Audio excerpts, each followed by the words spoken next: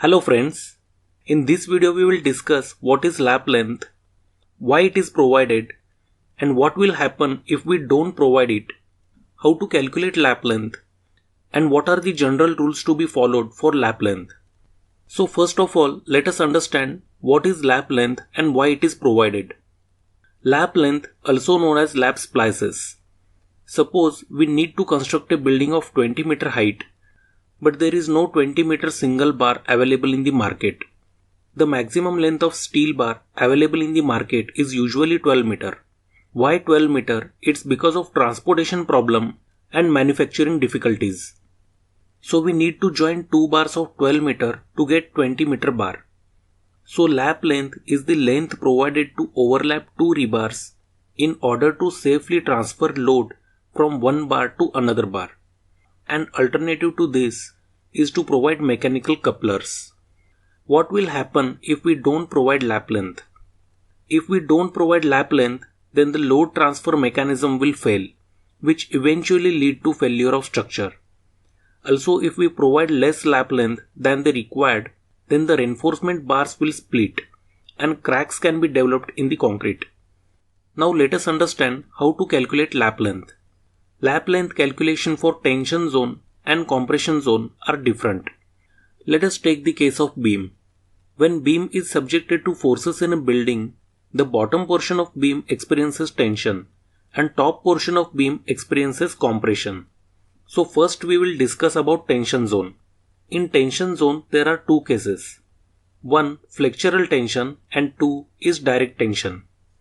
For flexural tension, the lap length shall be LD, that is development length, or 30D, whichever is greater is considered, where D is the diameter of the bar. The concept of development length I will explain in next video.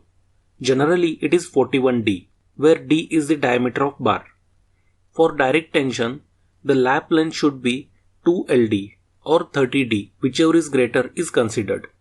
In this case, the straight length of lapping of bars shall not be less than 15D or 20 cm.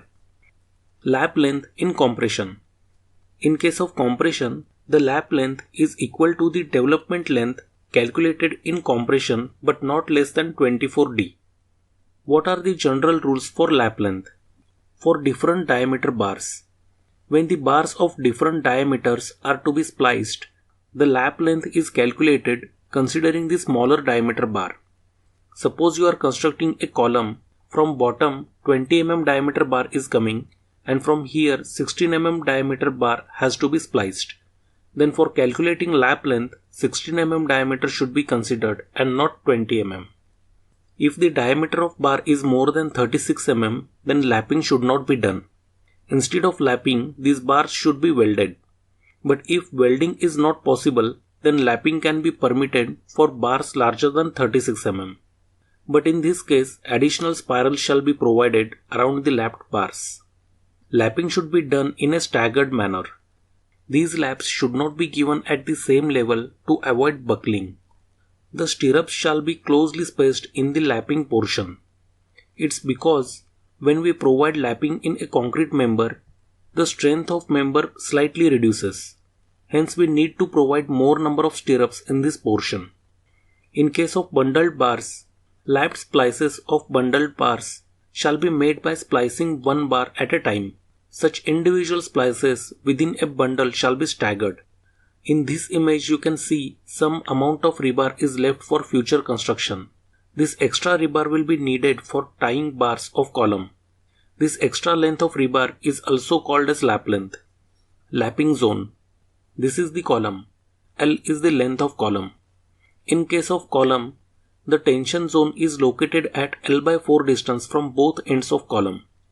This zone experiences tension, so here we should not provide lapping. The bending moment at middle portion of column is 0. It means the middle portion of column is least stressed. Hence lapping should be provided in the mid section of column, so that transfer of stresses from bar to bar happens smoothly in this region.